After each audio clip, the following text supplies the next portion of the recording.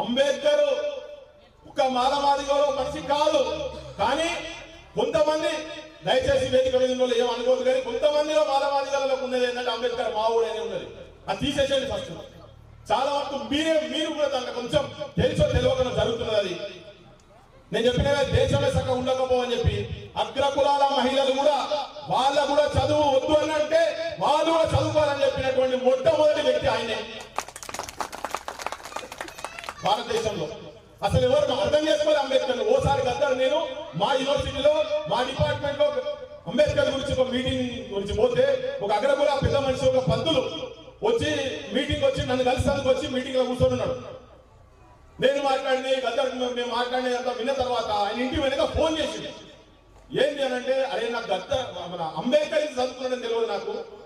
నాకు ఇంత నేను యూనివర్సిటీలో ప్రొఫెసర్ గిరి చేస్తున్నా కానీ నాకు అంబేద్కర్ చదువుకున్నా తెలియదు, ఇంత తెలియదు తెలియదు, ఇంత త్యాగం ఉన్నదని తెలియదు. ఆయన సర్వం భారతీయుల్లో ఉన్నటువంటి ప్రతి ఒక్కరి గురించి ఆలోచించా నాకు తెలియదు. పోయి నేను సిగ్గుపడుతున్నా. ఎందుకంటే నా పెంపకంలో నా తల్లిదండ్రులు కావచ్చు, నేను తిరిగినట్టు సమూహం ఎక్కడ కూడా ఎప్పుడు మాట్లాడినా కానీ అంబేద్కర్ మనోడు కాదు, అంబేద్కర్ దొంగ, అంబేద్కర్ మాలమాదిగులకు సంబంధించినాడు, అంబేద్కర్ రిజర్వేషన్ ఇచ్చిన మాటనే విన్నాను. కానీ మెరిట్ ఈ దేశంలో అందరూ చెప్పింది అన్నాడు, కానీ అసలు మెరిట్ అంబేద్కర్ ఇచ్చిన మెరిట్ ఇంకేమున్నది.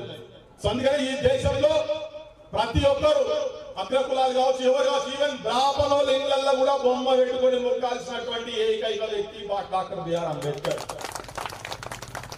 వాళ్ళెవరికి ఊహించినటువంటి రాజ్యాంగాన్ని దేశానికి ఇచ్చిపోయాడు.